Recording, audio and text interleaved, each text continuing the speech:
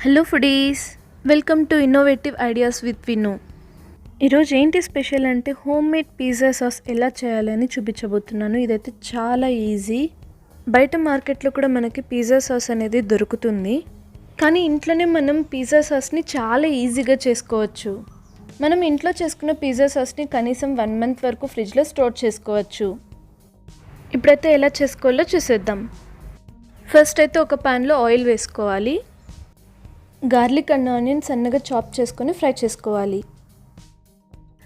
ఇది బాగా ఫ్రై అయిన తర్వాత 4 మీడియం సైజ్ టమోటాస్ని బాయిల్ చేసి స్కిన్ తీసేయాలి.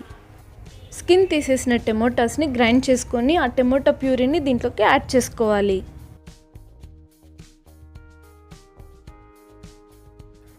ఇందులోకి ఇప్పుడు 1 కప్ వాటర్ని కూడా యాడ్ చేసుకోవాలి.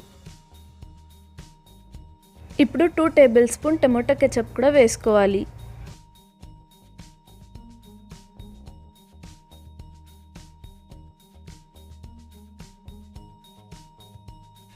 ఇప్పుడు ఇందులోకి 1 teaspoon chilli flakes, 1 teaspoon oregano and 1 teaspoon red chilli powder వేసుకుందాం.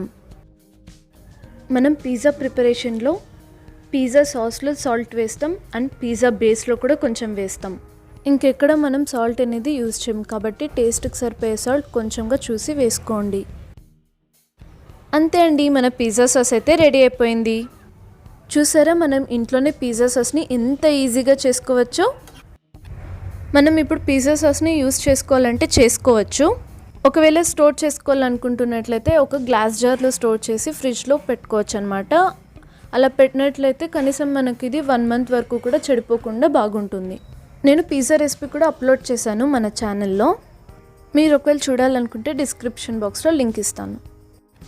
మీకు నా రెసిపీస్ నచ్చినట్లయితే షేర్ చేయండి, లైక్ చేయండి. కొత్తగా నా వీడియోస్ చూస్తున్న వాళ్ళైతే సబ్స్క్రైబ్ చేయడం అయితే అసలు మర్చిపోకండి. నెక్స్ట్ వీడియోలో కలుద్దాం. బాయ్.